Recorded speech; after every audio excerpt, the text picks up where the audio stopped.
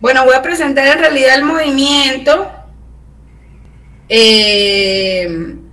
Jau es parte del movimiento Somos, director. El movimiento Somos es un movimiento de activistas que lucha por los derechos civiles de la población LGTBIQ+ en Mérida, Venezuela. Cuenta con una base de 73 activistas y un promedio de 27 acciones por mes. ¡Wow!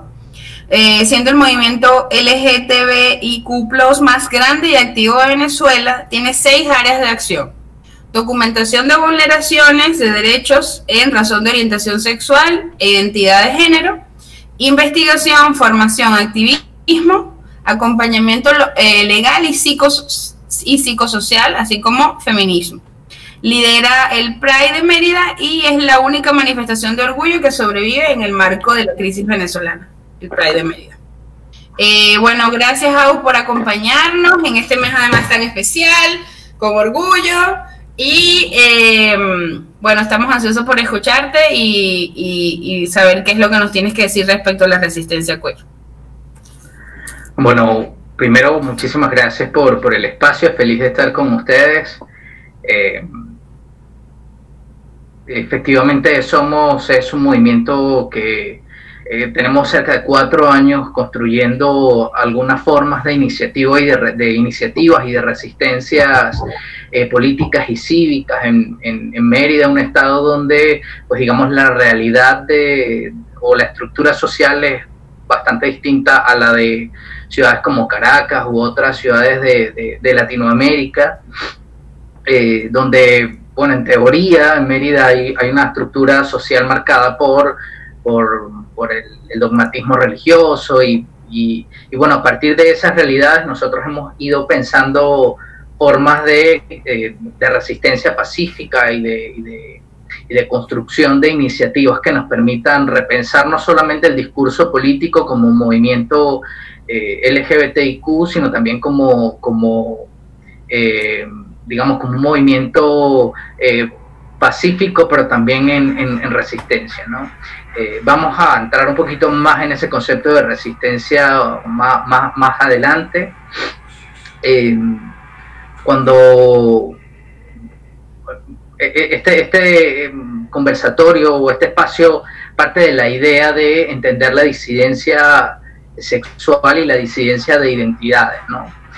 Hace unos momentos abordábamos un poco algunas categorías que son inherentes a todos los seres, a todos los individuos o todos los sujetos, sujetos que además somos de alguna manera políticos, así no seamos conscientes de ello.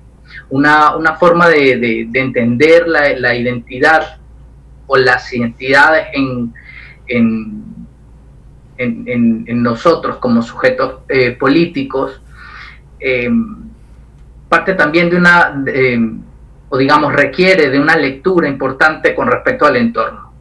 Entender que el entorno está sujeto a una estructura social y está sujeto a una estructura de dominio, donde el cuerpo está marcado o está asignado también por lo que ocurre en ese entorno. A partir de allí, entonces, hablar de identidades es importante en la medida en que nos permite reconocernos en relación con ese entorno, primero, y segundo, porque nos permite entender nuestro marco de inclusión o de exclusión dentro de ese contexto social. A partir de allí, podemos entender unas identidades que son como hegemónicas, la heterosexualidad, por ejemplo, o el ser blanco, o ser hombre, supone formar parte dentro de la escala de dominio, dentro de la escala social, supone una suerte de privilegios, ¿no? Cuando hablamos de la heterosexualidad o de ser blanco o de ser hombre, nos damos cuenta que esa identidad no tiene gran importancia, ¿no? No significa un gran cambio, pero cuando hablamos de ser negro, de ser mujer, de ser homosexual o bisexual, A partir de allí, esa estructura social empieza a crear unas medidas represivas y de exclusión que son bastante constantes. Desde el momento en que nacemos, están determinadas para nosotros como sujetos una suerte de expectativas sociales, ¿no? En el caso de ser blanco, pues habrá unas expectativas sociales sobre eso. En el caso de ser hombre o ser mujer, ya inmediatamente desde el momento en que nacemos hay unas expectativas con respecto a nosotros como individuos. Y hay, por supuesto, unos privilegios y unas exclusiones. Nacer hombre supone tener automáticamente un montón de privilegios que están negados para la mujer como sujeto biopolítico, ¿sí? Cosas inocentes como el azul o el rosa, desde el momento en que el individuo nace, pero también hay otras cosas más difíciles según ese entorno. Por ejemplo, ser mujer en algún país africano o en alguna tribu supone automáticamente la condena a la ablación o la condena a no mostrar su cuerpo en público. Entonces, a partir de ahí entender que la identidad o las identidades son importantes. Entender que nosotros como sujetos políticos vamos a tener unas identidades que, si bien no nos van a definir, tocan muchas áreas de nuestra vida. Ser lesbiana, por ejemplo, no es determinante o no es una característica exclusiva de alguien, sino es una de tantas identidades. Pero también es importante subrayar que esa identidad va a tocar varias áreas de la vida del individuo, áreas laborales, áreas familiares. Va a suponer que una mujer lesbiana está expuesta a mayores violencias que una mujer heterosexual, por ejemplo, ¿sí? Entonces, reconocer nuestras propias identidades supone no solamente pararnos frente al entorno que nos exige y que tiene unas expectativas frente a nosotros. Eso que hablo, o mejor dicho, de decir expectativas, es una forma muy sutil de hablar de un verdadero dominio dentro de la estructura social, ¿sí? Antes de seguir con estas nociones, quería, además escuchando lo que ustedes conversaban en el previo, quería reparar en algunas categorías, ¿sí? Categorías que para mí en este conversatorio son claves. Son 4 conceptos elementales: sexo, género, orientación sexual e identidad de género.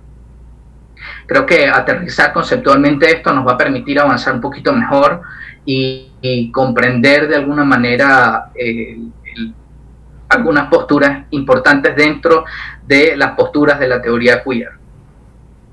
Cuando hablamos de identidad de género, hablamos de la capacidad subjetiva que tiene cada individuo de reconocer su género indistintamente del sexo que ha sido designado al nacer, ¿sí? Y en esto vamos a hablar de 2 categorías: las personas transgénero y las personas cisgénero. En el caso de las personas cisgénero es cuando el género es concordante con ese sexo que fue designado al nacer. En el caso de las personas transgénero es cuando la identidad de género no es concordante con el sexo designado al nacer, ¿sí? Subrayen eso del sexo designado al nacer. Luego está la orientación sexual, que es la capacidad, o mejor dicho, son todas aquellas relaciones afectivas o esas capacidades afectivas, sexuales y emocionales que siente un individuo con respecto a otras personas. Y en esas categorías de orientación sexual entran la heterosexualidad, la homosexualidad, ser gay o lesbiana, la bisexualidad y la asexualidad, ¿sí? Importante reconocer que todos tenemos una identidad de género y todos tenemos una orientación sexual. Luego hay otros 2 conceptos que son los más complicados y los más complejos de entender. Uno de ellos es la noción de sexo. Hasta el momento en nuestra estructura venezolana o en la estructura latinoamericana, cuando hablamos de sexo, hacemos automáticamente la conexión entre hombre ergo pene o pene ergo hombre, vagina ergo mujer, ¿sí? En ese sentido, desde los años 90, a partir especialmente de los postulados de Judith Butler, ha ocurrido a partir de esos postulados han ocurrido un giro copernicano en la manera de entender la sexualidad humana como se entendía hasta entonces. Y bueno, se parte todavía en este momento de que el sexo está condicionado especialmente a los genitales, ¿sí? Y eso también tiene que ver un poco con la cultura falocéntrica de la estructura social, donde el pene es el centro de poder. A partir de estos postulados se ha ido repensando mucho la noción de sexo, que hasta entonces era bastante limitante y sin embargo sigue determinando estructuras jurídicas y médicas. En el momento en que un niño o un sujeto con pene nace, se le reconoce automáticamente como hombre en el sistema jurídico, en el sistema médico, y lo mismo ocurre con una persona con vagina, que automáticamente va a ser determinada como mujer, y además los estereotipos y expectativas que van a determinar a ese sujeto solamente por tener vagina y entrar dentro de la categoría jurídica y política de mujer. Sin embargo, para entender el sexo más ampliamente, o el concepto de sexo, estamos hablando de un montón de categorías, no solamente genitales o fisiológicas, sino también de un montón de elementos que no son considerados nunca a la hora de determinar nuestro sexo. Una de ellas pueden ser los elementos endocrinológicos, los elementos biológicos, o unos que son muy importantes, que son los elementos cromosómicos, ¿sí? Esta cosa XX y XY, y en algunos casos XXY, nunca son tomados en cuenta a la hora de determinar el sexo cromosómico, ¿no? Y es muy gracioso, y esto lo plantea incluso Paul Preciado en algunos de sus postulados. Vamos por la vida con una certeza impresionante de que somos hombres o de que somos mujeres, y sin embargo ninguno de nosotros conoce nuestra carta cromosómica, ¿no? Y vamos por la vida con una certeza impresionante, o una carta cromosómica que determine de alguna manera el sexo cromosómico. Entonces, entender el sexo supone entender un montón de elementos que hasta el momento se nos ha sido negado dentro de toda la estructura social. No sé si queda un poco claro, pero para apurar un poco esto, sexo no necesariamente está sujeto a pene o vagina tal como se considera hasta ahora. Y romper con esta postura es en muchos sentidos revolucionaria, porque plantea romper con toda la noción de derechos, las nociones jurídicas, nociones médicas, pero también la forma de relacionarnos con el mundo. Por tanto, en la categoría de sexo, cuando hablemos de sexo, vamos a hablar de la categoría hombre, mujer, y sumamos a las personas intersex, que entran también dentro de esa categoría. Las personas intersex, para quienes no la tengan claro, es lo que la medicina sigue patologizando como personas hermafroditas, ¿sí? Aunque en esta estructura latinoamericana o social latinoamericana, el concepto de sexo está íntimamente vinculado a la noción de género, son dos cosas completamente distintas. El concepto, ahora entramos al concepto de género. Paul habla de una postura binaria. Sí, ya vamos a entrar en eso.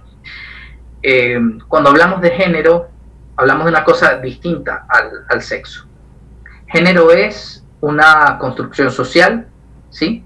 Para Judith Butler es una performance, y cuando hablamos de género, desde la noción binaria, hablamos de lo masculino y de lo femenino. ¿Qué es exactamente ser masculino y qué es exactamente ser femenino? Cuando hablamos de que es una construcción social, es que además hablamos de que es una cosa meramente humana. No existe la noción de la masculinidad o de la feminidad en los animales o en las plantas, por ejemplo. No vemos a un perro escupiendo en la calle o abriéndose de piernas para demostrar dominio. Y en ese sentido, el concepto de género está basado en una suerte de estereotipos, ¿no? Alguien asomaba por aquí el tema de los roles de género.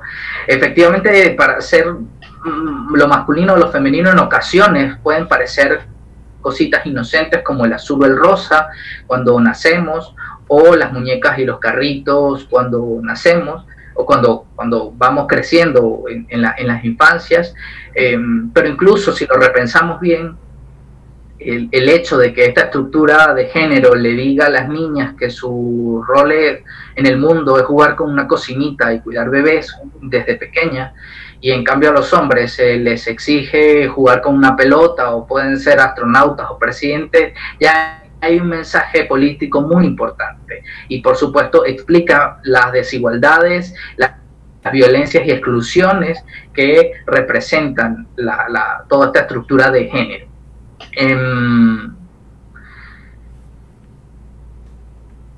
Para reparar un poco más en las identidades dentro de tenemos que reconocer que nuestro sistema está basado en la heteronormatividad y en el androcentrismo. Hasta la llegada de los postulados de Judith Butler en los 90 se hablaba solamente de la noción o de la estructura violenta de hombres contra mujeres. Es decir, el androcentrismo era el principal problema del estudio feminista hasta entonces. Sin embargo, cuando hablamos o cuando cambiamos el prisma en cómo miramos estas desigualdades y toda esta estructura, cómo la replanteamos, nos damos cuenta que el verdadero kit del problema no es el sexo, sino es el género, ¿sí? Es la corporación masculina entendida como un mandato de la violencia, entendida como el mandato de las desigualdades y opresiones, no solamente para las mujeres, sino incluso para también muchísimos hombres. Entramos allí entonces al concepto de la identidad universal como epicentro del problema de la violencia política y de la represión hacia las identidades, sobre todo sexuales, no hegemónicas. El concepto de identidad universal parte de la idea de la heterosexualidad como centro político, como cúspide de la expectativa social. Hablamos entonces de un régimen de poder y disciplina que existe sobre nuestros cuerpos, no solamente el de las mujeres, sino incluyendo el de los hombres. Esta estructura de género que nos exige un mandato de la masculinidad y de la feminidad. En este sentido, el mandato de la masculinidad va a suponer que incluso dentro del sistema de dominio, algunos hombres van a tener mayores privilegios que otros. Cosas como la voz fuerte o el vello van a ser determinantes para entender el poder en nuestras sociedades. ¿Cómo entendemos?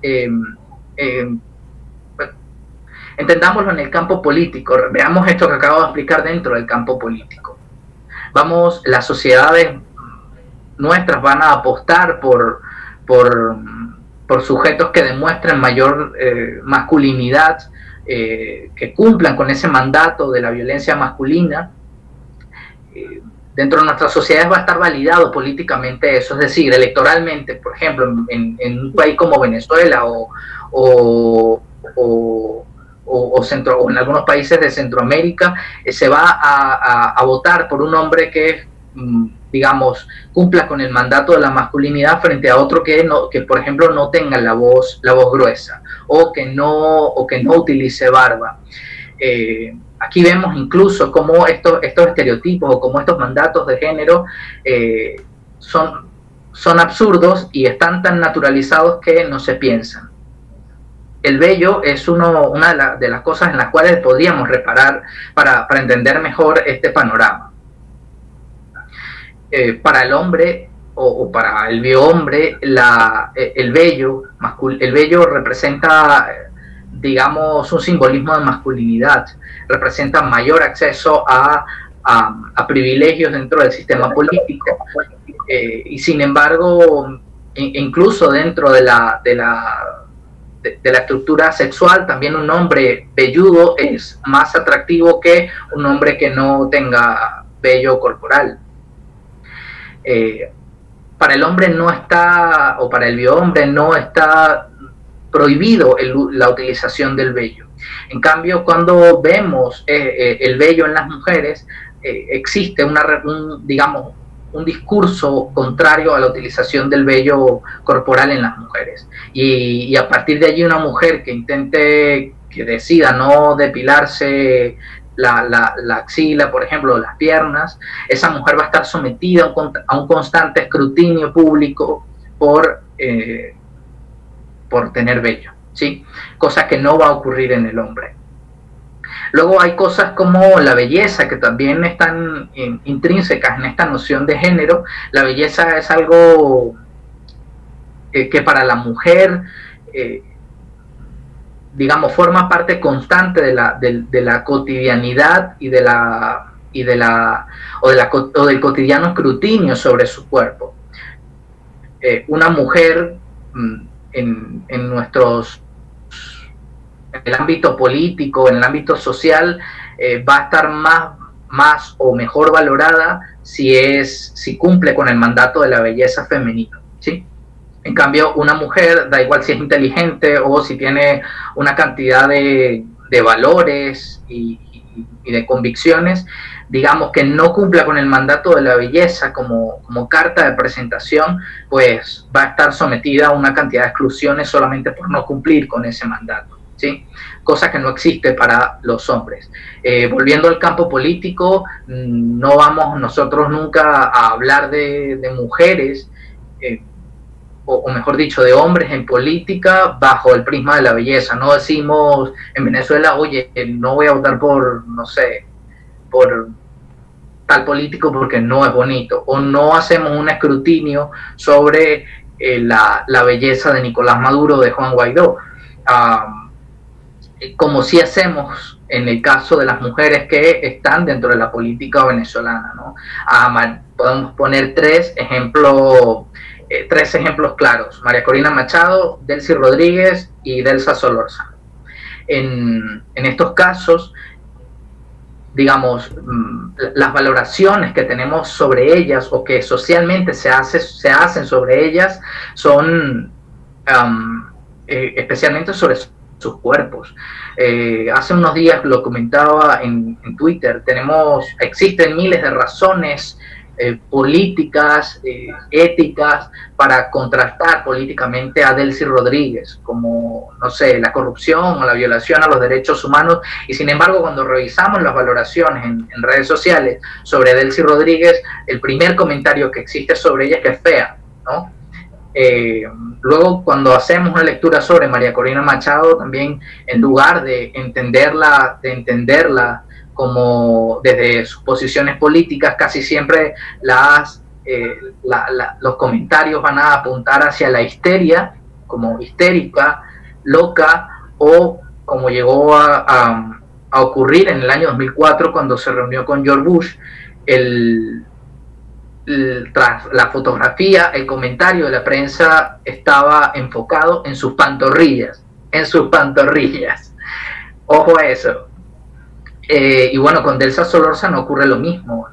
La valoración sobre sus intervenciones quirúrgicas, en algún momento alguna persona llegó a cuestionar sobre un viaje que hizo a Europa, alguien la llamó diputada, haciendo énfasis en las dos sílabas del medio. Y bueno, Paul también, ¿es Paul o Paul? Paul también menciona el caso de Irene Sáez como ejemplo concreto de cómo la expectativa social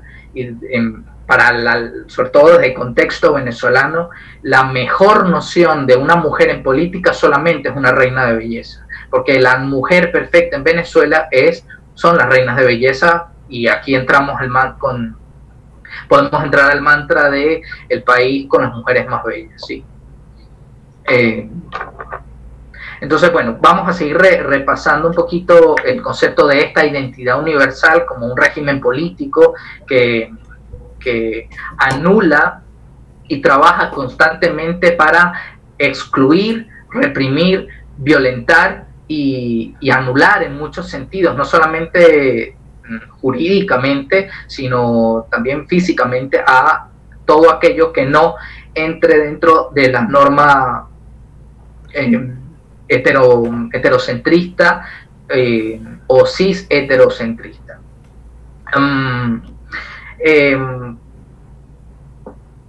Hablábamos entonces de cómo todos nuestros cuerpos están constantemente disciplinados para cumplir con este mandato de la heteronormatividad, y cuando Judith Butler habla de una performance, es que nosotros o nosotres constantemente estamos trabajando por parecer masculinos o femeninos. No existe, digamos, nadie es masculino o femenino. Esas nociones o esos conceptos están cargados también de una subjetividad cultural o por el mismo entorno. Ser masculino en Estados Unidos es distinto a ser masculino en España o en Polonia o en Venezuela. También ser femenino la noción de feminidad es muy distinta en Venezuela a un país de Medio Oriente, o incluso es muy distinta la noción de feminidad en las zonas urbanas a la noción de feminidad dentro de en Mucuchíes o en algún pueblo nativo, en algunos pueblos indígenas, ¿sí? En todo caso, esta estructura, al margen de la diferencia que hay entre lo masculino y lo femenino en algunas culturas, la norma en todas las sociedades del mundo es el dominio de lo masculino frente a lo femenino. Y luego aquí entran otras categorías importantes como cuando hablemos de identidades y cómo esta estructura de género lo va a determinar. Hablábamos de cómo dentro de las mismas mujeres hay una escala de desigualdades, de exclusiones y de violencias según esas identidades.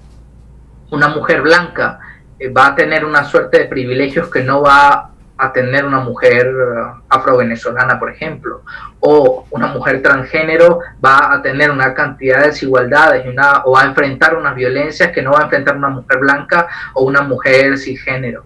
Y luego, si vamos sumando otras identidades, como una mujer con discapacidad, o como una mujer de pueblos nativos, o como una mujer migrante, que ahora lo podemos ver incluso más claramente en el flujo migratorio venezolano, como mujeres que han salido de Venezuela, donde tenían unos privilegios, donde tenían una suerte de derechos, cuando han ido a otro país, esos derechos se han anulado, porque la identidad de migrante entró dentro de su categoría o dentro de su representación política, ¿sí?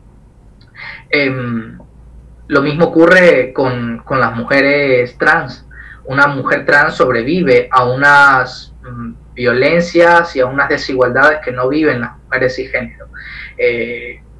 Cosas elementales en Venezuela como una identidad, como una cédula de identidad o como el derecho a la identidad, que es algo que se da por sentado en buena parte de la sociedad. En el caso de las personas trans no existe ese derecho, y a partir de allí la negación de ese derecho supone la vulneración de otros derechos inherentes como educación, trabajo y en fin. Cuando hablamos de estas identidades casi siempre nos enfocamos en el mandato o en cómo el patriarcado y cómo la estructura heteronormativa afecta de una manera muy concreta a las mujeres a todas las mujeres, todavía quedan los resquicios de esta noción feminista de los 70 y de los 80, que planteaba que la noción de violencia de hombres sobre mujeres, o la imposición de los hombres sobre las mujeres, es decir, la lucha meramente contra el androcentrismo y el falocentrismo. No obstante, también dentro de esta estructura social, el patriarcado, la heteronormatividad, también afectan a los hombres que están, y de esto hablaba Rita Segato hace poco, de cómo los hombres también estamos sometidos al mandato de la masculinidad y cómo estamos obligados a la demostración performativa de esta masculinidad para no entrar en un cuestionamiento, ¿no? El hombre que tiene que demostrar poder adquisitivo, el hombre que tiene que ejercer violencia sobre sus inferiores para mantener su estructura de dominio, cosas como bello o voz fuerte para digamos, seguir manteniendo su estatus dentro de la masculinidad. Y por supuesto, dentro de la escala de hombres o de la noción de hombres o de la diversidad de hombres también van a existir muchas desigualdades, ¿no? Cosas como, digamos, un hombre heterosexual tiene unos privilegios que no tiene un hombre homosexual o un hombre trans. Lo mismo ocurre con el hombre blanco frente al hombre afrovenezolano o el hombre negro. El hombre con discapacidad que, bueno, no está considerado, sus derechos no están considerados dentro del panorama jurídico o dentro del ejercicio de derechos en nuestras sociedades. Totalmente, Rafael plantea esto de que además el ejercer violencia contra todo aquello que pretenda cuestionar nuestra masculinidad. Lo mismo ocurre con la feminidad de las mujeres, ¿no?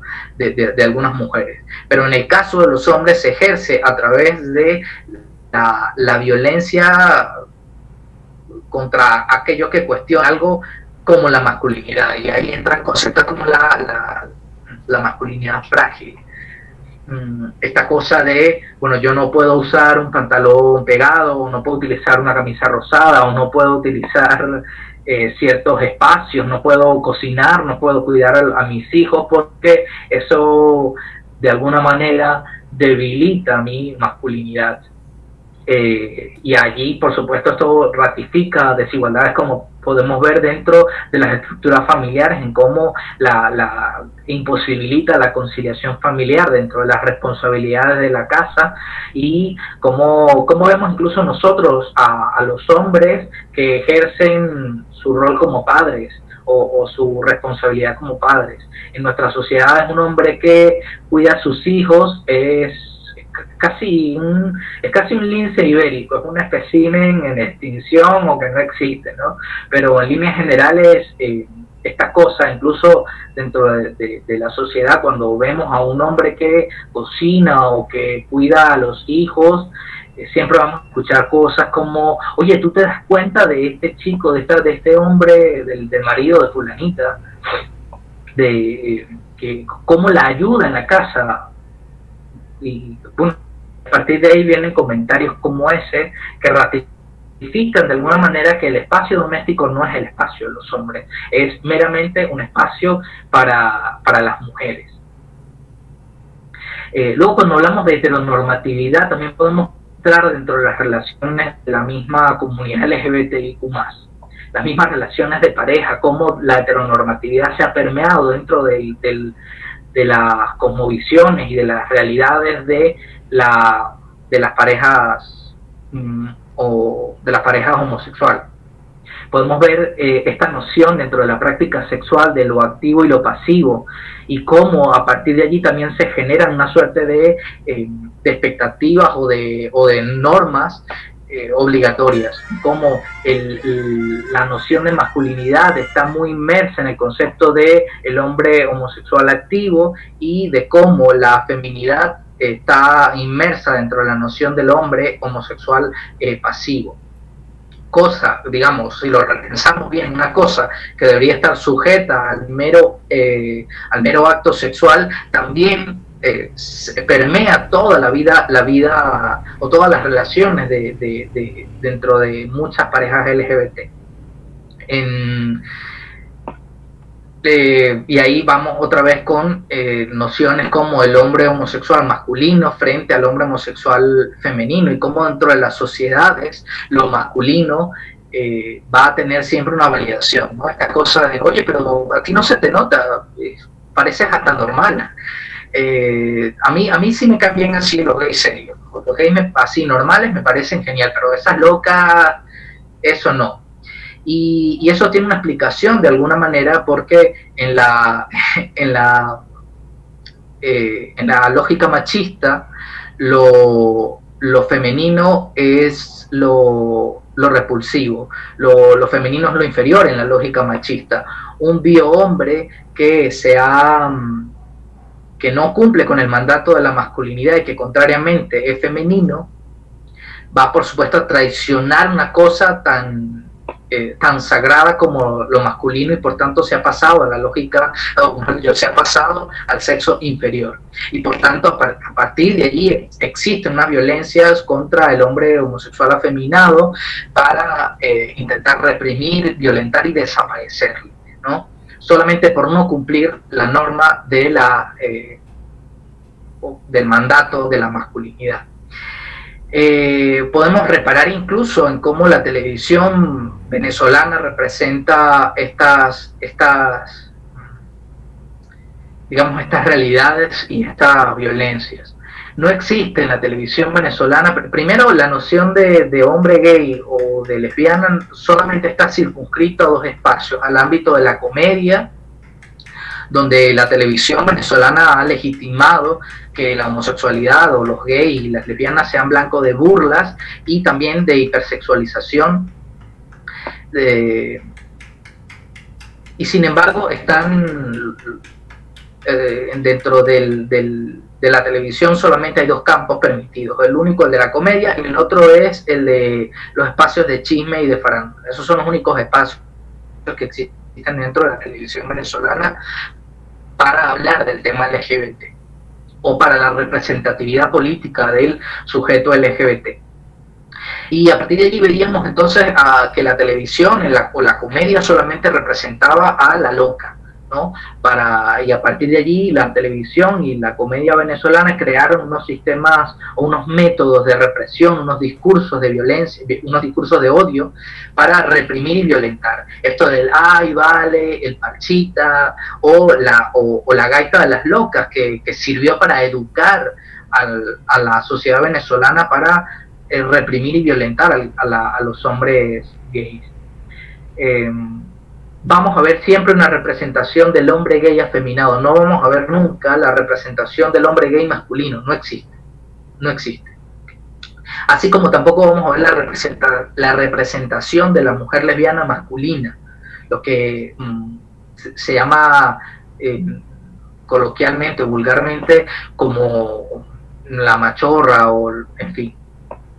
Eso no tiene una representación porque de alguna manera para el sistema de dominio sería una forma de burlarse de la masculinidad o de entender que hay una injerencia dentro del sistema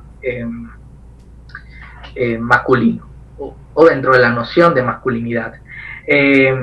No obstante, en el caso de las lesbianas sí vamos a ver a mujeres lesbianas que están hipersexualizadas. Casi siempre vamos a ver la misma escena de dos mujeres exuberantes en tanga o en bikini, seduciéndose mutuamente, pero solo si ocurre para satisfacer el placer masculino. Es decir, vamos a ver a dos lesbianas seduciéndose mutuamente, hermosísimas, femeninas, que van a estar seduciéndose mutuamente para satisfacer, no sé, el rafucho, el maracucho.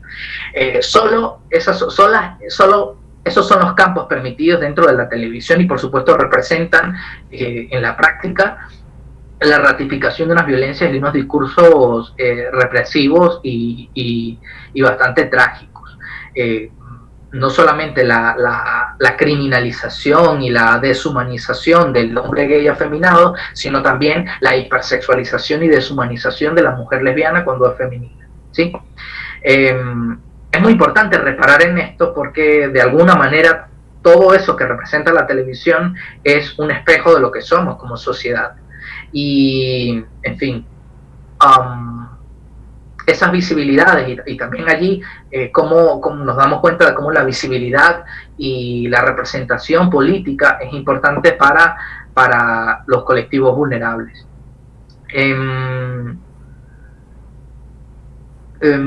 Bueno, creo que siguiendo con esta norma o con esta mirada con respecto a las categorías de sexo y género y de cómo la heteronormatividad y el patriarcado representan unas limitaciones importantes en nuestros derechos, a partir de ahí, ¿en qué momento entra? Perdón. Luego cortan esto aquí cuando editen el video. ¿Qué cosa es entonces esto de la teoría queer? Ya podemos entrar así en esto para ir avanzando. ¿Qué cosa es la teoría queer? ¿Existe una teoría queer? La verdad es que desde la teoría queer condensa de alguna manera una serie de postulados y de posturas filosóficas que se han venido como cohesionando de alguna manera desde Foucault, luego con los aportes de Judith Butler, algunos aportes feministas importantes como Rita Segato, por ejemplo, y las posturas importantísimas de Paul Preciado. Sin embargo, no existe una corriente filosófica o un cuerpo filosófico que pueda asumirse como una teoría propiamente, ¿no? Podríamos hablar incluso de las teorías queer, que son una serie de posturas, de postulados que se han ido como sumando a esta idea de deconstruir y de pensar conceptos básicos o que deberían ser básicos como sexo y género. Y por supuesto cómo esas nociones o esas conceptualizaciones infieren directamente sobre la realidad política y social de los individuos, de las sociedades, de los individuos y especialmente de los grupos que son considerados vulnerables. Cuando hablamos de una persona queer, hablamos de una persona que ha renunciado a toda esa suerte de categorías como las que hablamos antes, ¿sí? Cuando les conceptualizaba esto de identidad de género y esto de orientación sexual, para una persona queer ha borrado esos conceptos. Una persona queer es aquella que ha roto de alguna manera con la estructura de género. No es masculino ni femenino porque esos conceptos no existen en él, en ella o en ella. Tampoco se considera homosexual o heterosexual o bisexual, sino plantea que su orientación sexual o su afección o su relación con respecto a otras personas puede ser fluctuante, ¿sí? Esto es un poco espinoso de decir porque de alguna manera implica reconocer que la orientación sexual de alguna manera es una decisión, cosa que podría dar un argumento a algunos sectores conservadores que siguen creyendo que los homosexuales elegimos ser homosexuales o las lesbianas o bisexuales eligen serlo. No obstante, no va por ahí, ojo, no va por allí y es importante, ya vamos a decir el por qué. A diferencia del colectivo LGBTIQ, que es una noción política basada en derechos o en una agenda de demandas basadas en derechos negados y en categorías concretas como homosexual, bisexual, lesbiana. En el movimiento queer, y ahora sí podemos entrar al concepto de movimiento queer, que si bien tiene el movimiento queer, que si bien tiene una noción de derechos, está basado más que todo en una suerte de postulados y en conceptos meramente filosóficos, ¿sí? Y en conceptos meramente políticos. Podemos decir que el movimiento queer está basado, es un movimiento político y filosófico a la vez, ¿sí? En ese sentido, el movimiento queer plantea parte de varias premisas. Primero, que no existen las nociones de heterosexualidad, de bisexualidad o de homosexualidad. El movimiento queer o lo queer plantea de alguna manera que estas son ficciones biopolíticas. No existe tal cosa como un hombre homosexual o una mujer lesbiana o una persona bisexual. Más bien plantea que lo heterosexual y lo homosexual son ficciones biopolíticas porque surgen en un contexto histórico donde la medicina y el sistema jurídico necesitan representar lo bueno y el religioso también, ojo, necesitan determinar qué es lo bueno y qué es lo malo. Es decir, homosexual es un concepto médico meramente o históricamente médico, y heterosexual también, donde la medicina decide que esto, lo homosexual es la patología, el pecado, el crimen, y la heterosexualidad es por tanto la norma, ¿sí? Y en ese sentido, y hay algo de razón allí, es que estas ficciones, estas categorías biopolíticas, homosexual, bisexual y demás, no son consecuentes, siguen siendo limitantes y no son consecuentes con la diversidad y amplitud de la sexualidad humana.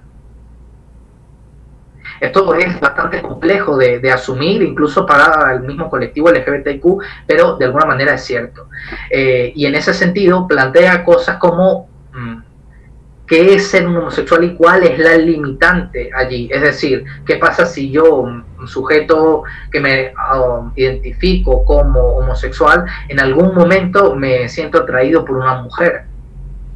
O este sujeto heterosexual que se reconoce como heterosexual, en algún momento siente identificación o atracción por un hombre. ¿Qué pasa? Pasa mucho. ¿Qué pasa allí? ¿Y cuál es el límite? Es decir, ¿por qué hay un límite, mejor dicho? ¿Y por qué ese límite sigue siendo una categoría planteada hace siglo y tanto? Y luego, antes de seguir con el concepto de queer, quiero reparar en la escala de Kinsey. No sé si algunos la conocen, pero la escala de Kinsey es un estudio que hizo un biólogo llamado Alfred Kinsey, que lo hizo además en una época, los años, si no me equivoco, en los 40 o en los 50, una época donde tocar estos temas era, bueno, era pecado y crimen. Esta escala planteaba o impuestó a un montón de personas para medir un poco su orientación sexual, de 1 a 5 inicialmente, donde 1 era heterosexual y 5 era homosexual. Luego se sumó una sexta categoría, que era la asexualidad, y en esta escala, en ese entonces, Kinsey detectó que de alguna manera la orientación sexual era fluctuante. Se dio cuenta que muchas personas respondían 2 o 4, es decir, entre heterosexual y bisexual, o entre bisexual y homosexual, y a partir de allí se dio cuenta o planteó entre una de sus aproximaciones que la orientación sexual probablemente sea fluctuante. Por allí va un poco, van por allí algunas posturas de algunas teorías queer y por supuesto de una aproximación hacia la realidad. Hay un texto de Paul Preciado que habla de la contrasexualidad, que plantea, mirando todas estas premisas y todas estas realidades, plantea por supuesto desmontar la sexualidad humana como la conocemos hasta ahora y repensarla política y filosóficamente, que es de alguna manera lo que está haciendo el movimiento queer desde el ámbito filosófico: repensar el sexo y repensar el género para poder deconstruir todo este andamiaje de poder basado en la heterosexualidad como punto de la cis heterosexualidad como punto de partida. Y entonces, siguiendo con esto del movimiento queer, también hablamos de las categorías de identidades de género, como ser trans, y a partir de allí entrar en conceptos como hombre, mujer y trans, o hombre, mujer, trans, en fin. Quiero volver al previo que estábamos conversando sobre el comunicado de ayer, y cómo en este momento, el comunicado de ayer de las feministas en Mérida, y cómo hacer frente a estos discursos de odio basados en premisas que pretenden determinar qué es ser un hombre o qué es ser una mujer, especialmente, ¿no? Estas mujeres que utilizan el feminismo para impulsar la transfobia, de alguna manera parten de la idea de que una mujer es una mujer si por tanto menstrua, si por tanto se reproduce, tiene capacidad para reproducirse, o por lo menos fertilidad, y si tiene vagina, ¿no? Esos tres elementos que también ha utilizado el patriarcado para anular y menoscabar los derechos de las mismas mujeres cis hetero, ahora está siendo utilizado para atacar o violentar a las mujeres transgénero. Por eso es muy importante reparar, cuando hablar de resistencia, entender que la conceptualización de las identidades, que la conceptualización y la lectura del panorama dentro del sistema de dominio es importantísimo para poder plantear nuestras propias resistencias políticas. Es decir, cómo luchar contra el patriarcado si ni siquiera nos sentamos a pensar un poco en la noción de mujer, o en la conceptualización de mujer, o en la mujer como sujeto biopolítico. Y por supuesto, cómo hacer frente si ni siquiera miramos la masculinidad como, ya no al hombre, sino la masculinidad como epicentro del problema. Todo este andamiaje social, todas estas categorías, sexo y género, sobre todo hombre, obvio hombre y masculino, están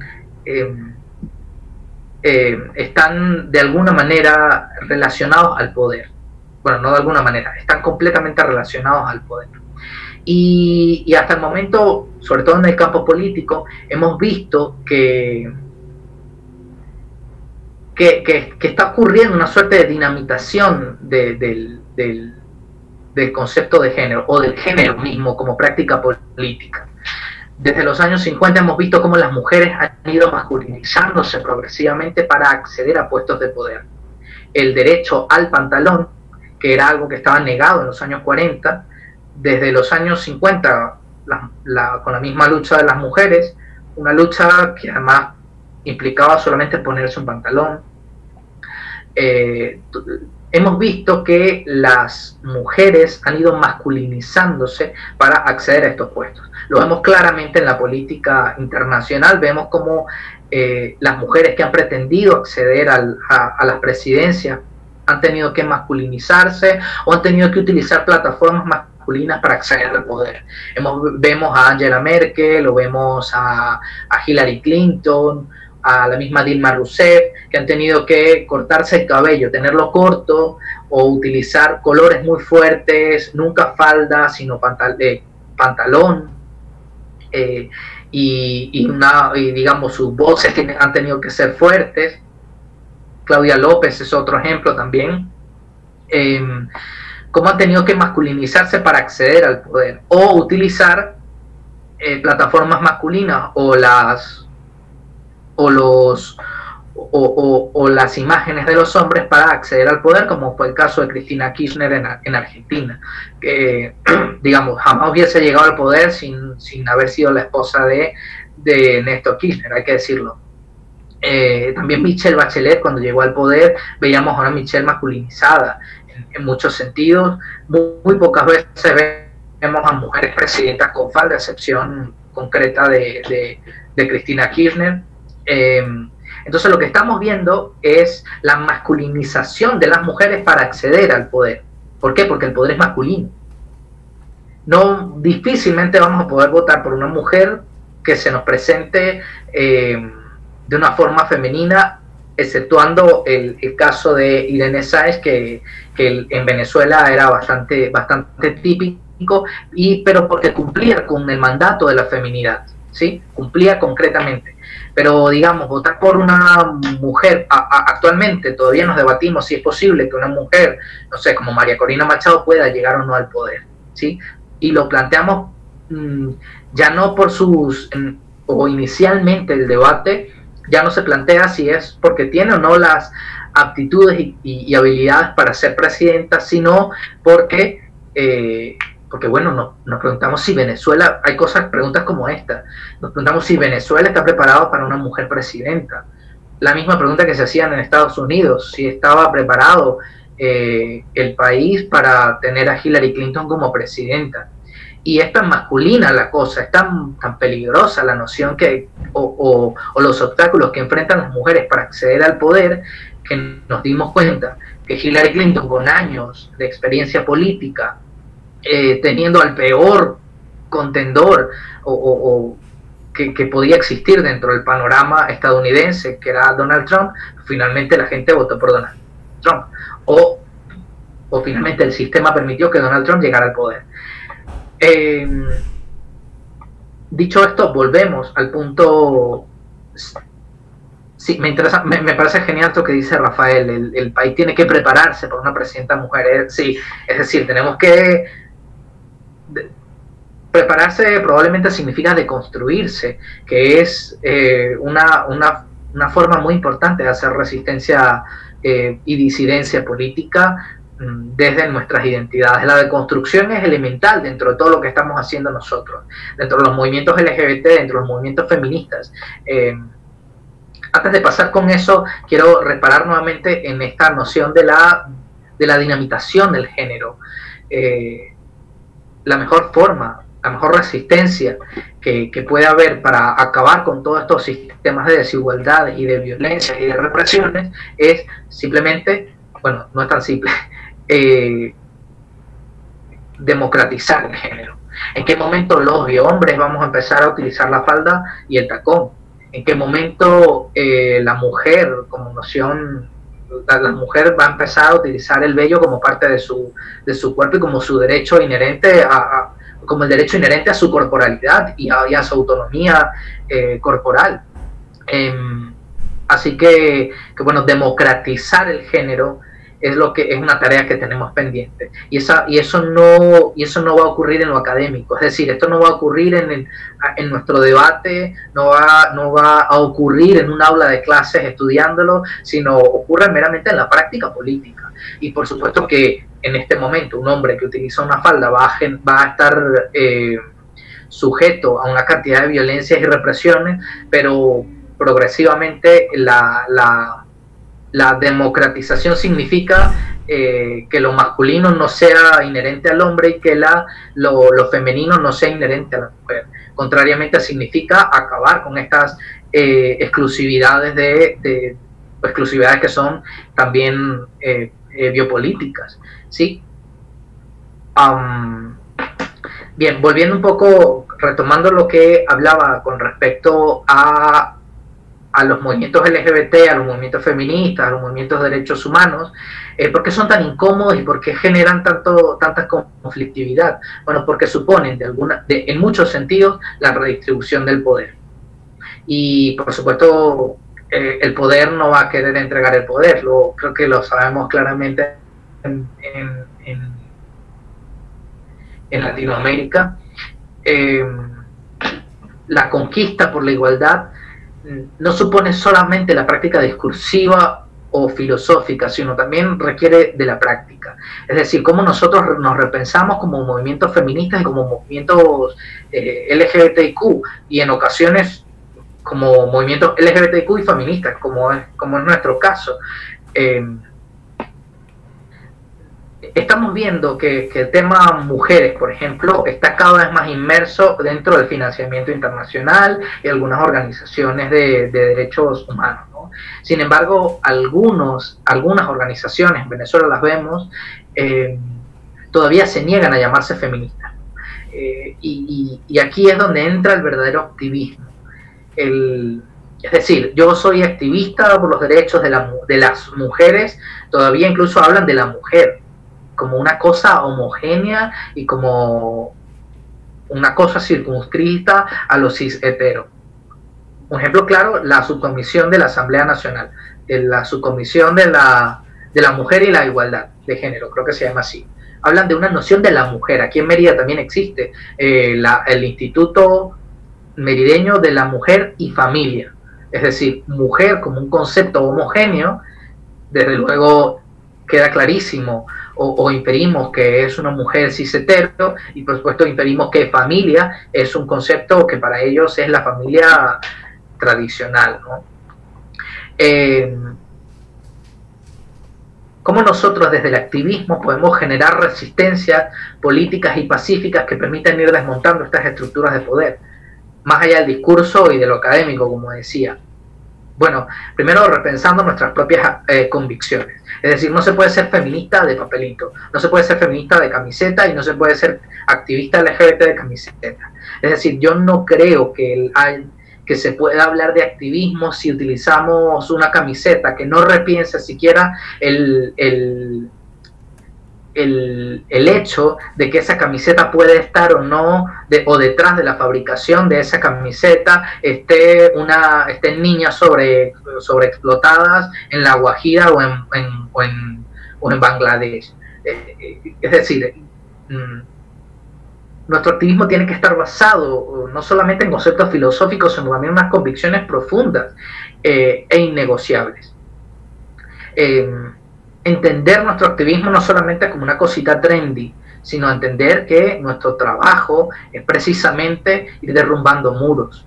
La transformación social es imposible si nosotros no nos atrevemos a dar los pasos desde nuestros roles como activistas y como sujetos disidentes. Disidencia pasa por nosotros, hombres, empezar a usar una falda.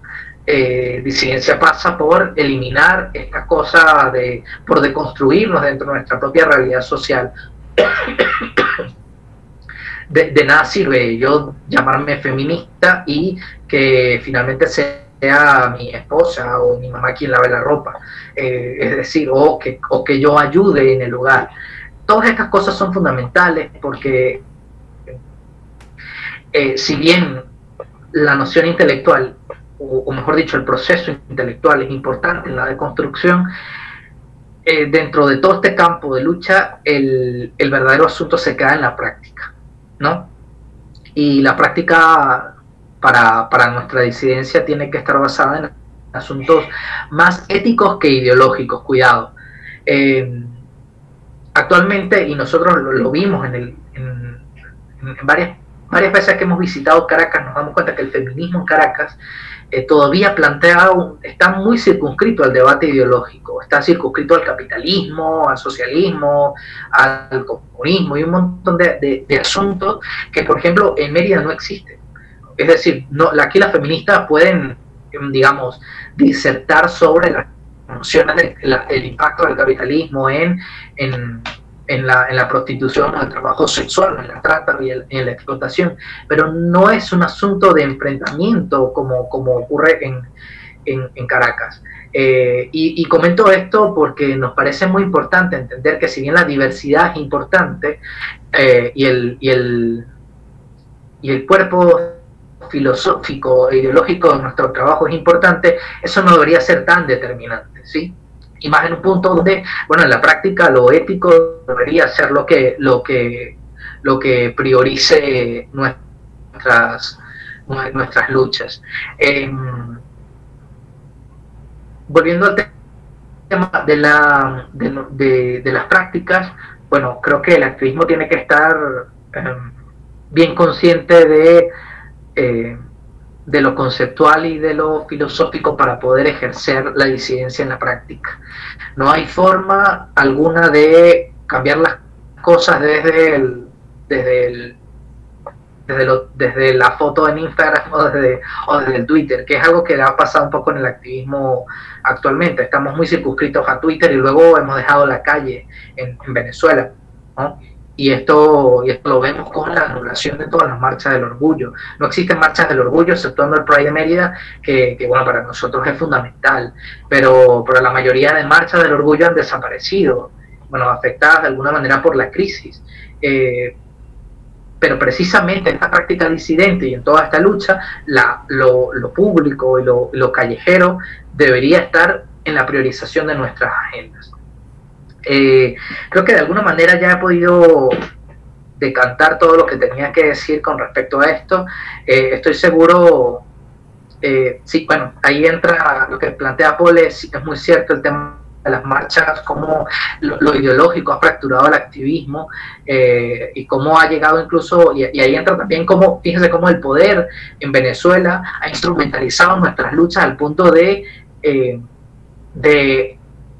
cooptarlas y de anularlas. Es decir, pasó con el movimiento LGBT, donde en algún punto el movimiento LGBT y chavismo eran sinónimos. Lo mismo ocurre con el feminismo venezolano. Feminismo y chavismo son en muchos sentidos sinónimos para mucha gente. Y eso es un problema porque eliminan la disidencia, eliminan las voces autónomas, elimina el activismo autónomo y por supuesto prohíbe muchas prácticas.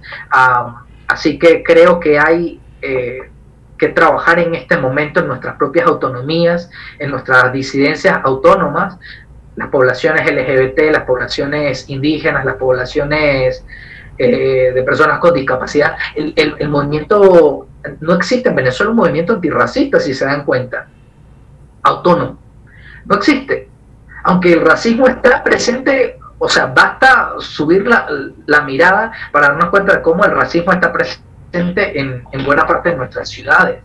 Y sin embargo no existen movimientos antirracistas autónomos. La mayoría pasan por el INDECOR, creo que se llama, el Instituto de la Discriminación Racial, pasa por el Partido Socialista, y bueno, esto es peligrosísimo.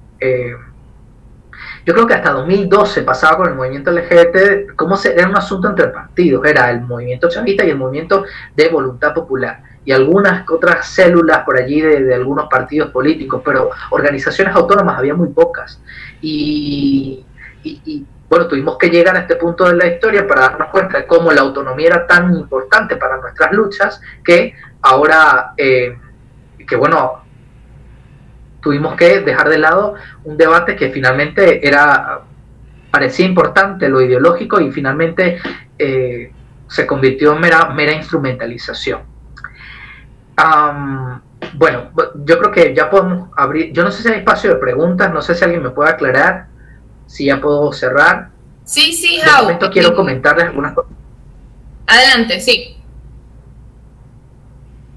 ¿Sí va a haber preguntas o sí ya me voy? Sí, me gustaría que dieras espacio para algunas preguntas y respuestas, porque sé que puede haber bastante, de pronto, comentarios también de muchas acá que somos feministas, igual de las personas que se han conectado que no conozco a todo el mundo.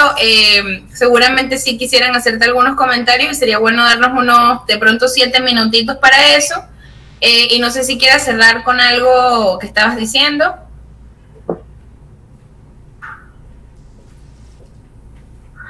No, lo puedo comentar al cierre de la presentación. Son cositas como más institucionales, más momento publicitario, pero me parece genial dar espacio a preguntas.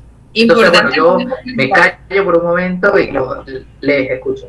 Ok, entonces si van a hacer alguna pregunta a Jau, por favor les pido que se quiten el mute del micrófono y puedan hacer las preguntas directamente, las que quieran preguntar. ¿Está bien? Tratemos de ser breves para en este proceso para ahorrar tiempo.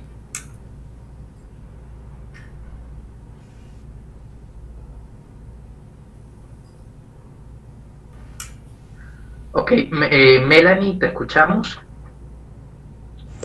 Hola, ¿se escucha? Sí, señora. Ok, buenas, yo soy Melanie de Ukira, emocionada por este tema, de verdad me emociona mucho, sobre el movimiento queer, etcétera, porque nosotras desde allí hemos hablado mucho y por fin hay un espacio al respecto y nos sentimos bastante emocionadas.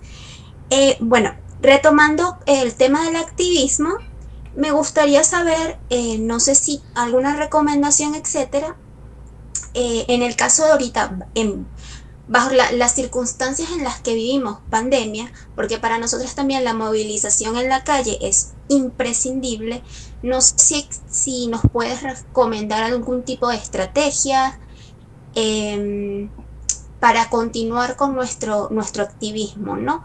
Porque ciertamente creo que las movilizaciones en la calle, aunque son peligrosas acá, tienen que seguir. No sé si desde un sentido, vamos a ponerle este nombre, individualista, o llamar a la calle, creo que sería un poco complicado, pero para continuar con el activismo y que no pare, ¿no? Simplemente esa era mi intervención. Muchas gracias. Gracias, Melanie. ¿Respondo o entramos con otra pregunta? Mira, de pronto más preguntas. Viene Noelia y luego Rafa. Hola, buenas tardes. No, gracias por este foro increíble. Así como Melanie estaba comentando, me encanta que se empiece a hablar más de este tema aquí en Venezuela, que es un tema muy ignorado. Y bueno, nada, quería aprovechar y preguntar, o bueno, pedir a ver si se puede hacer después otro foro sobre el tema, porque sería importante saber el impacto que tiene la pandemia al colectivo, a la comunidad LGTBIQ, ya que me gustaría saber más sobre ese tema y es importante que todos nos informemos más sobre ello. Ok, ahora Rafa, gracias Noelia. Hola, ¿me escuchan bien? Sí. Ajá. How, una pregunta. Como líder del movimiento Somos, contextualizando lo que es la lucha LGBT acá en Venezuela, ¿cómo ustedes lidian con esta situación que puede que todos nos hayamos enfrentado a ella, que es ustedes no pueden hacer activismo LGBT porque hay problemas diferentes, porque hay problemas más grandes, porque la gente no tiene comida, porque la gente no tiene agua, etcétera? ¿Cómo lidian ustedes como movimiento con esta lucha es importante, pero también hay otras luchas? Sí. Gracias. Gracias, Rafa. Solamente para, digamos, como dar también mi granito de arena a esta discusión que tú estás liderando, How, a mí me parece súper importante la pregunta de Melanie, que esto... Melanie, he logrado como conversarlo con muy poca gente que hace activismo también, y es que yo creo que hay que tener una discusión bastante amplia sobre distanciamiento social versus aislamiento, que creo que nos ha hecho mucho daño, sobre todo en el contexto de emergencia en el que estamos acá en Venezuela, y bueno, esa reflexión yo creo que si la logramos dar, va a poder ser bastante nutritiva para luego nuestras agendas y nuestras acciones, ¿no? Y por otro lado, cónchale, increíble esa pregunta de Rafael. Yo, como en este tema, en esta gran semana donde hemos podido hablar de identidades, poder referirnos y poder acercarnos a ustedes, que han sido... que asumen este trabajo y este activismo con tanta responsabilidad, para mí es como una cosa invaluable, porque creo que deja mucha tarea sobre cómo nosotros tenemos que esforzarnos en incluir y en trabajar y en tejer redes y tejer puentes para que realmente podamos, digamos, ser activismos más completos, más honestos. Entonces, bueno, sin más, ya puedes pasar a responder. Creo que Pedro quiere anexar algo más. Si quieres, vamos a darle espacio y luego... Okay.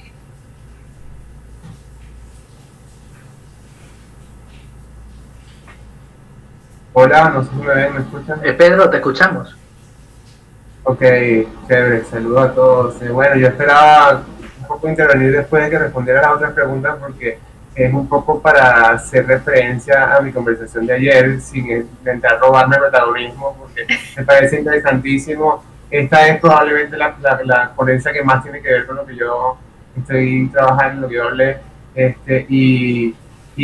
me llama la atención porque pensando en otras maneras que pudimos haber hecho esto, de repente era necesario hablar de teoría queer primero, antes de que yo hablara de la teoría queer, como dice ayer, porque yo llegué desde un punto de asumir además que todos éramos activistas, que estábamos enterados muy bien de lo que era la teoría queer y no quise ni definir eso. Y hoy veo cómo estás definiendo la teoría queer de una manera clarísima, y cuando veas mi ponencia que está grabada, es interesantísimo que hayamos podido tener ese punto de partida de discusión desde un principio, compartiendo la definición de la teoría queer y la queer, y me encantaría, Jau, poder hablar contigo mucho más al respecto, y básicamente eso, pues recordarles a los que están acá que cuando tú estás hablando de la heteronormatividad como una norma establecida a través de muchísimas vías de coerción y control corporal y social, quisiera que recordar lo que yo estaba hablando ayer, que es una norma tan establecida y tan pretendidamente natural e ideal a la vez, como es la obligatoriedad del cuerpo y de la integridad del cuerpo, pues, de cómo los mecanismos de control de la sexualidad y la capacidad fueron los mismos, ocurrieron al mismo tiempo por las mismas instituciones, y cómo la patologización de esos colectivos y esos cuerpos es lo que nos une en un principio y debería unirnos en este momento de lucha 100 años después de que esas fiscalizaciones sobre el cuerpo hayan empezado a institucionalizarse, pues. Un poco eso, es más un comentario, una invitación que una pregunta, por eso quería hacer lo último y corto aquí. Gracias. Gracias, Pedro.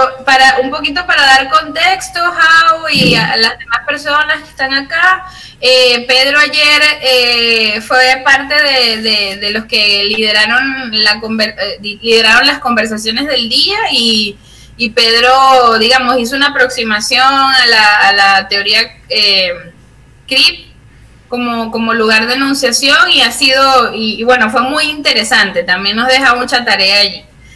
Si quieren igual revisar, Jau, y a las demás personas, lo que conversó Pedro un poco para aportar esta visión también de la discapacidad a la discusión sobre el poder que está teniendo Jau también, en el canal de YouTube ya está disponible el video, entonces pueden pasarse por ahí también, escuchar, porque también la conversación de Pedro estuvo bastante potente. Entonces ya, Jau, ahora sí. Perfecto, feliz de escuchar todo lo que acaban de comentar. Además entiendo que también la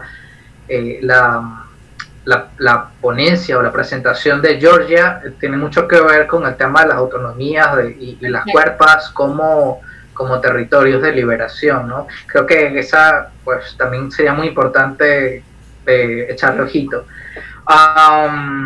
Bueno, voy con las preguntas. Melanie, mira, efectivamente lo que apuntó María Luisa es, digamos, es una aclaratoria muy importante, porque en Venezuela precisamente pareciera que aislamiento y distanciamiento social y anulación y silencios en marco de esta emergencia pues son la misma cosa.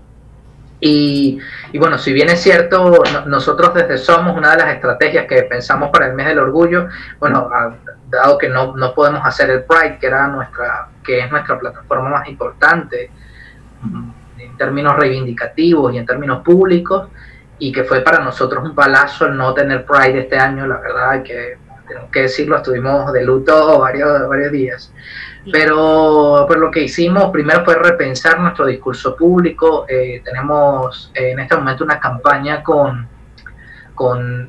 una campaña visual de Manuel Briceño, un artista merideño, ilustrador. Ya sacamos la primera imagen donde nosotros relacionamos las reivindicaciones LGBT con el proceso político que vive Venezuela, que al final pues es un proceso político muy complejo, pero donde nosotros sabemos que el movimiento LGBT o la población LGBTQ no es ajena a eso. Entonces, lo primero, estrategias de mayor... Primero creo que es importante el repensar nuestros discursos políticos, ¿no? Y por eso vuelvo al tema de la importancia de la conceptualización. Es decir, no podemos hablar de feminismo si no tenemos clara la diferencia entre sexo y género, por ejemplo. Eso es que es inconcebible. Lo mismo ocurre con los movimientos LGBT o con cualquier otro movimiento que plantee algún tipo de transformación social, ¿no? O algún tipo de erradicación de desigualdades.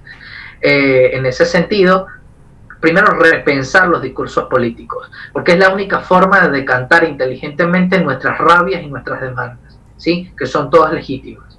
Es decir, fíjate que tú comentas lo de quemar sostenes, a mí me parece maravilloso. A mí, por ejemplo, que las feministas salgan en tetas a la calle, a mí me parece un ejercicio político maravilloso, aunque a mucha gente lo deteste, pero la única forma de entender esto como, de comprender esa performance o de entender ese acto público, solamente lo puedo comprender si finalmente entiendo la importancia que tiene para una sociedad la desexualización de la tela, ¿sí? Entonces, repensar el discurso político aunado a seguir enriqueciendo nuestras conceptualizaciones y nuestras lecturas del mundo. Repensar y rearmar. Coincido contigo, Paul. Lo otro, fortalecer nuestro activismo en redes sociales, pero en este momento es fundamental, porque no tenemos muchas opciones, ¿no? Con esto no quiero decir que no salgamos a la calle o que no hagamos cosas de calle. Por supuesto que se pueden hacer considerando unos elementos de seguridad y de salubridad que pueden ocurrir. Lo estamos viendo. Además, esto es insostenible para una sociedad democrática. El confinamiento es insostenible. Lo vimos en Estados Unidos con el asesinato de George Floyd. La gente salió a manifestar y ya, con mascarillas, sin mascarillas, pero la gente salió a manifestar porque la indignación y la rabia son cosas que tú no puedes contener, es decir, no pueden ser tan estratégicas en el activismo, y eso pues en ocasiones nos pasa en Venezuela. Y luego el gran peligro que existe en Venezuela es que nos hemos quedado, digamos, el cercenamiento de libertades ha supuesto que el activismo se circunscriba a redes sociales o a foros o a academia, pero no hemos hecho el trabajo de salir a la calle a hacer política, ¿sí? Nos quedamos hoy como si Twitter sustituyera las plataformas cívicas y el activismo, o como si Twitter fuera sinónimo de activismo, y no necesariamente es así. Son plataformas para el impulso, para el repensar el discurso, para una mayor templanza en el debate público, pero no sustituye al activismo, ¿sí? Igual sí, quisiera agregar que además de las protestas que pudimos ver alrededor del asesinato de George Floyd, han habido ejemplos en el mundo, por ejemplo en Israel, de protestas con distanciamiento social, y una organización admirable, que de pronto, pues bueno, podrían ser algunos ejemplos y modelos de los cuales tomar alguna inspiración para este tipo de cosas también. Uh-huh. Claro, el asunto también es que aquí entran en Venezuela otros elementos como la militarización absoluta del espacio público, ¿no? Que, bueno, eso supone no unas limitaciones, por supuesto, pero también una mirada distinta en cómo pensar la protesta pacífica. Creo que esto es tarea como de cada organización y de cada activista, ver cómo nos reagrupamos. Lo otro es eso, reagruparnos. Pareciera que el activismo queda en organizaciones. Actualmente trabajar en conjunto parece muy difícil, por alguna razón que no entiendo, pero parece que es muy difícil la concertación de la agenda por derechos civiles. En el movimiento LGBT pues fue tan difícil ha sido tan difícil que hemos visto organizaciones que han desaparecido o organizaciones que han quedado reducidas a 2 personas. Hacer activismo en esas condiciones es muy complicado. no te digo que hacer activismo con 73 personas sea fácil, cuidadito, pero entre 2 personas es mucho más complicado. Y bueno, creo que repensar la estrategia de rearticulación es una tarea pendiente para todos los movimientos por derechos civiles. Luego lo otro es cómo incluimos nuevas miradas a nuestras organizaciones. Nosotros desde Somos desde hace mucho tiempo hemos ido, al principio, como todos los movimientos LGBT, la mayoría estaban dominadas o la participación mayoritaria era de hombres gays y género. Y bueno, progresivamente empezamos a trabajar en políticas internas para ir desmontando esto y ver cómo se incluyen nuevas mujeres. En este momento buena parte del liderazgo son mujeres, aunque a mí me meten en todo lo público, cosa que está terrible. En Somos muchas mujeres lideran cosas y la mayoría de liderazgos recaen en mujeres y eso está muy bien, y en mujeres diversas, mujeres trans, mujeres lesbianas, mujeres bisexuales, y eso es muy importante, pero eso no va a venir de la nada, ¿ok? No va a venir, digamos, la diversidad no es una cosa en las organizaciones que fluye naturalmente. Si tú no fomentas políticas internas para abrir espacios de debate, de visibilidad y de dignidad a las personas, a la diversidad, eso no va a ocurrir, ¿sí? Actualmente estamos trabajando en políticas de inclusión para personas con discapacidad. Supone erradicar nuestras propias brechas, ¿sí? Como bueno, tenemos que empezar a aprender lengua de señas. No hay matices allí. Lo otro, el tema racial en Somos, lo hemos venido trabajando desde 2018. Ya nos dimos cuenta que en este punto de la historia, pues el tema tiene que ser prioritario dentro de nuestras agendas. Y lo mismo debe ocurrir en el feminismo. O sea, no va la agenda de las derechas, de las personas con discapacidad, las mujeres con discapacidad, no va a venir de la nada si nosotros no creamos los espacios en nuestras organizaciones para que las mujeres con discapacidad hablen de feminismo y lo asuman como suyo. Y lo mismo con mujeres nativas, con mujeres campesinas, con mujeres migrantes, en fin. Volviendo al tema de las estrategias, creo que es un poco sentarnos un poco a evaluar nuestras capacidades primero, a evaluar nuestros propios discursos y a fomentar una articulación. El tema de las alianzas desde Somos ha sido fundamental. No hubiésemos logrado las cosas que hemos logrado sin alianzas estratégicas. Entonces, ¿cómo nos aliamos con organizaciones que hagan o que tengan puntos en común para construir o para lograr un resultado concreto sin que eso presuponga la eliminación de nuestras autonomías y la erradicación de nuestras propias miradas? Otra gran cosa, no sé si hay personas del interior del país, pero otro gran reto que tenemos es el de la territorialización de nuestras luchas. O sea, no es posible, y a mí me parecía trascendental el comunicado de las feministas ayer de Mérida, porque no solamente era un mensaje contra las transfóbicas, sino era también un mensaje contra un sector del feminismo caraqueño que asume que su discurso es el único, habla por el país. Lo mismo ocurre en el movimiento LGBT. Hay organizaciones LGBT en Caracas que hacen buen trabajo, son maravillosas y demás, pero se autodenominan nacionales, y aquí jamás se les ha visto. Es decir, cuando su alcance es meramente local.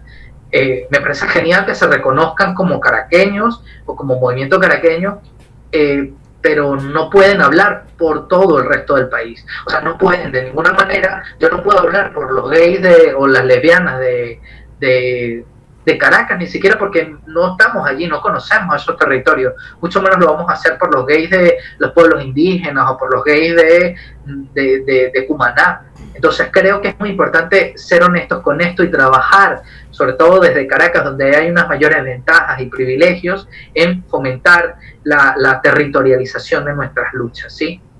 Me extendí un poquito con esto, perdón por eso, pero bueno, creo que quería aterrizar bien esas ideas.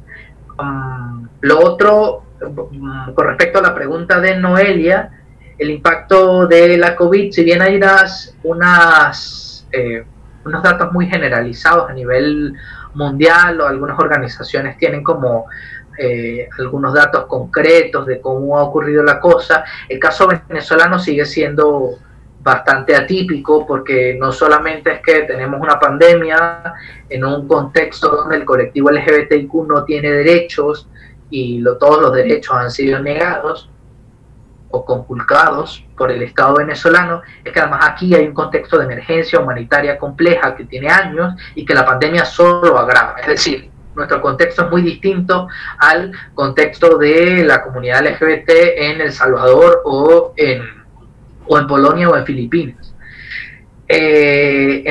Nosotros estamos trabajando, nos ha costado mucho consensuar la herramienta, pero estamos trabajando en una encuesta para mapear un poco estas realidades.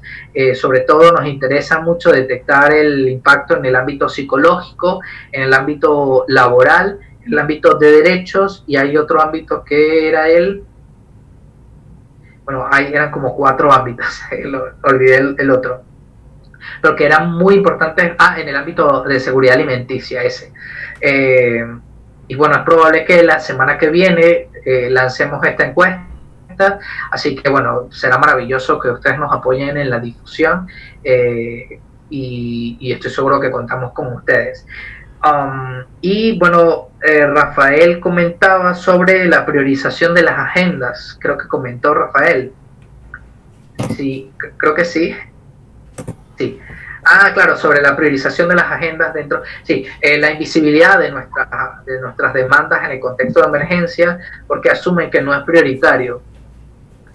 Mira, eso solo es posible repensando, desmontar esa patraña solo es posible repensando el discurso. Para nosotros en Somos hemos conectado mucho las aspiraciones o la lucha LGBT con las aspiraciones democráticas de todos los venezolanos, porque no es una cosa ajena. Nosotros tenemos muy claro de que sin democracia, sin el retorno de la democracia en Venezuela, es imposible hablar de derechos civiles LGBT.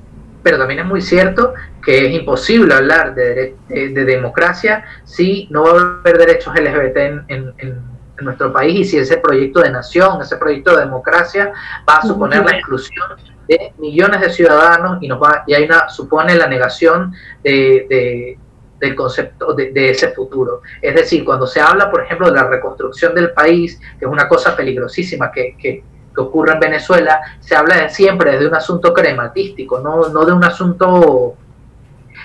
Muy pocas veces lo social está marcado allí, ¿no? De hecho, en Venezuela, en este proyecto, el Plan País, las personas LGBT no están incluidas allí. Claro. Entonces, bueno, ha sido también nuestras luchas. Desde ahora, nosotros tenemos el reto de que antes de que llegue la democracia, pues luchar por nuestras demandas y por nuestros derechos, y porque nuestra agenda sea incluida en cualquier proyecto de nación que venga, sea cual sea, el de transición política, el de democracia y demás. Así que bueno, creo que por allí tiene que ver un poco con el pensar el discurso, con seguir desmontando esas falacias y esas patrañas desde todos los espacios de lucha, en el público, en el digital y en el privado, y luego siguiendo con esta pregunta, pero también con casi todas las que ha habido y con lo que he dicho previamente, activismo es también llevar estos discursos y estas reivindicaciones al espacio, a nuestro propio entorno.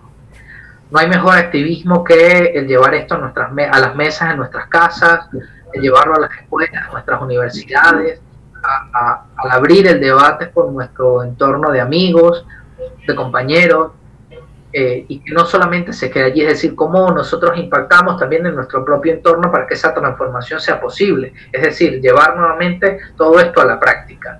A veces lo pensamos como que el asunto público o el asunto o la práctica del activismo está sujeta solamente a la calle, ¿no? Que es como la aspiración en este momento, la aspiración a la que todos queremos, pero también es llevar esto a la mesa, el feminismo tiene algo maravilloso que es la cena familiar, el dañar las cenas familiares con el feminismo, Incomodar. Ese es el mejor ejercicio político, que joderle la cena al cuñado, joderle la cena al tío machirulo. Yo creo que eso también es activismo y es trascendental. Si no podemos nosotros llevar esto a nuestro entorno familiar, entonces realmente el activismo pues va a ser muy difícil, ¿no?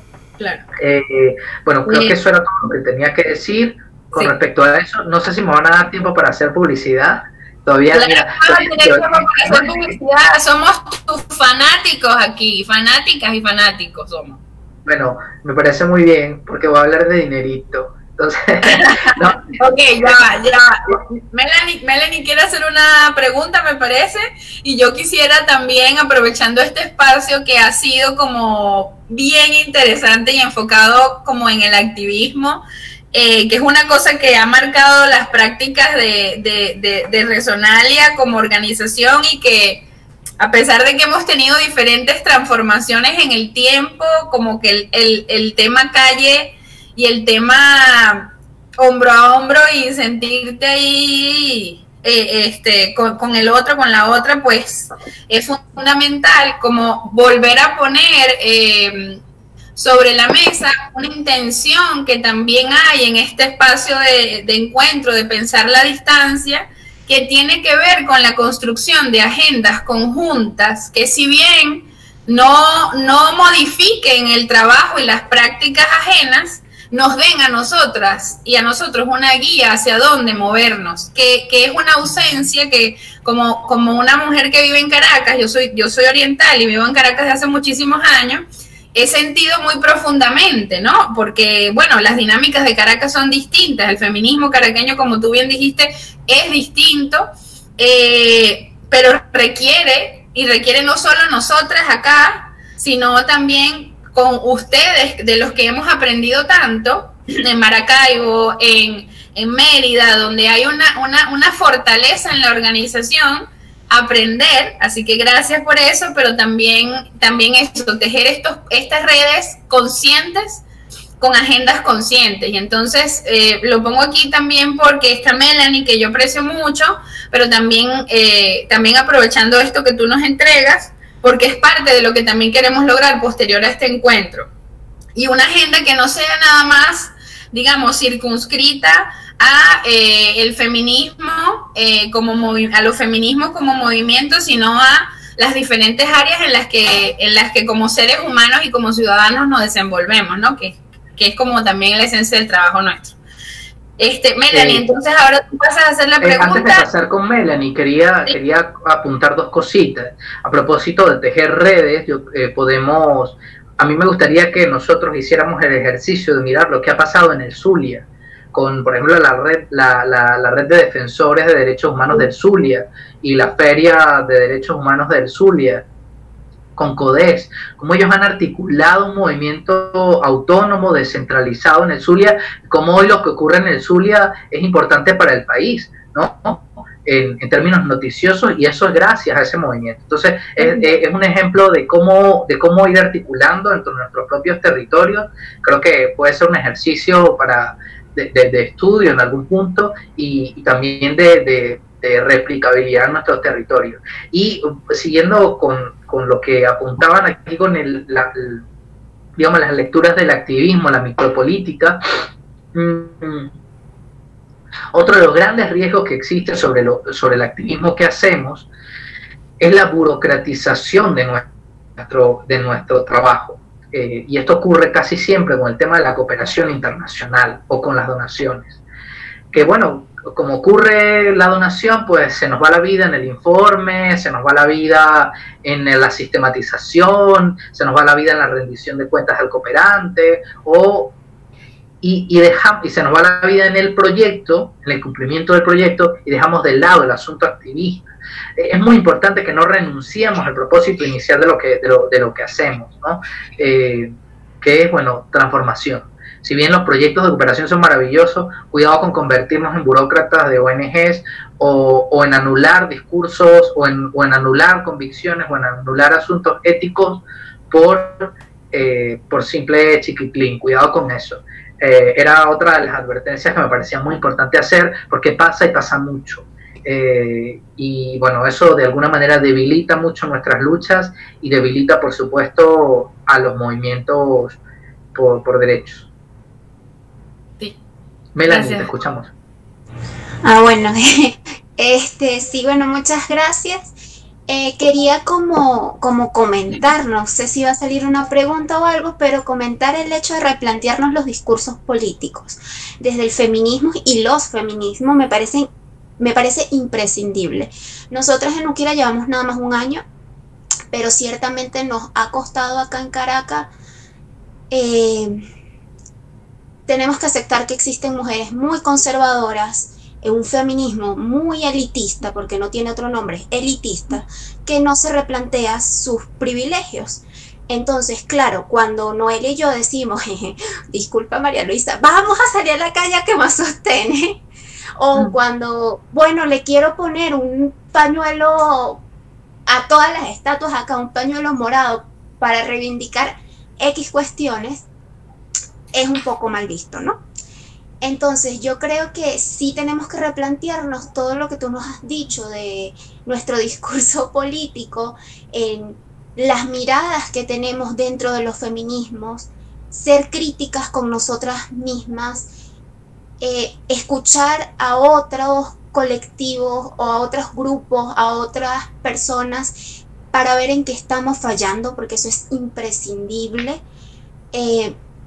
No podemos construir un feminismo real si excluimos, eso es imposible. El feminismo es inclusión de todas las mujeres y lastimosamente nos ha costado un poco, bastante, salir de esas posturas conservadoras. No salir porque afuera estamos, pero llegar a esas alianzas con posturas conservadoras quizás, o con el mismo tema ideológico, ¿no? Entonces creo que desde allí tenemos que replantearnos muchas cosas. Yo creo que nos desconstruimos todos los días. Creo que estos espacios, y los agradezco mucho, nos hace replantearnos muchas situaciones, nos hace replantearnos incluso nuestras posiciones, y ese es el comentario como que tenía que no sé, como contribuir o decir acá, simplemente por eso, que me siento muy agradecida. Gracias, Melanie. Esto a nosotros, todos estos mensajes de cariño y o sea, demuestran como la sed que había por estos encuentros, ¿sí? Y bueno, es una sed nuestra, pero es una sed compartida, como ya hemos ido viendo.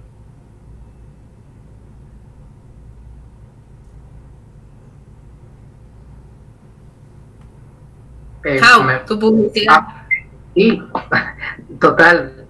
Creo que hay una avidez, hay una frustración dentro de nuestros movimientos por lo que está pasando, por el querer hacer cosas y no poder, o no saber cómo.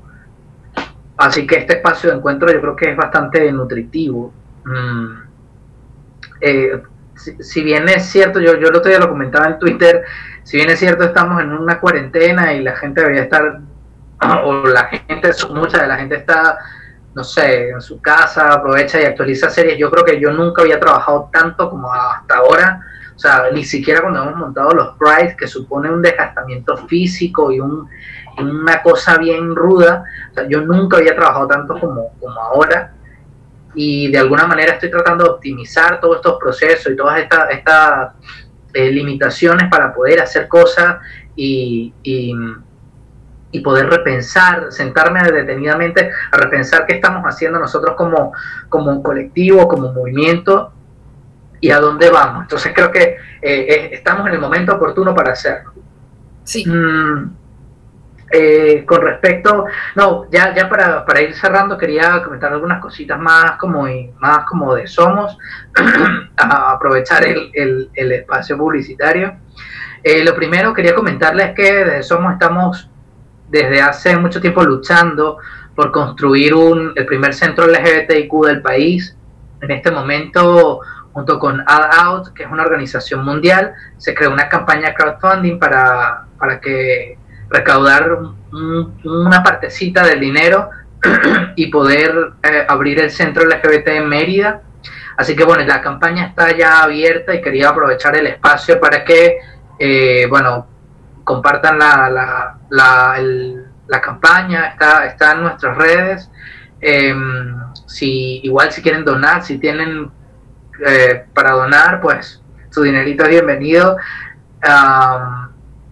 Así que bueno, eso en primer lugar quería comentarlo para que nos apoyemos, o si pueden apoyarnos en eso, lo agradeceríamos enormemente.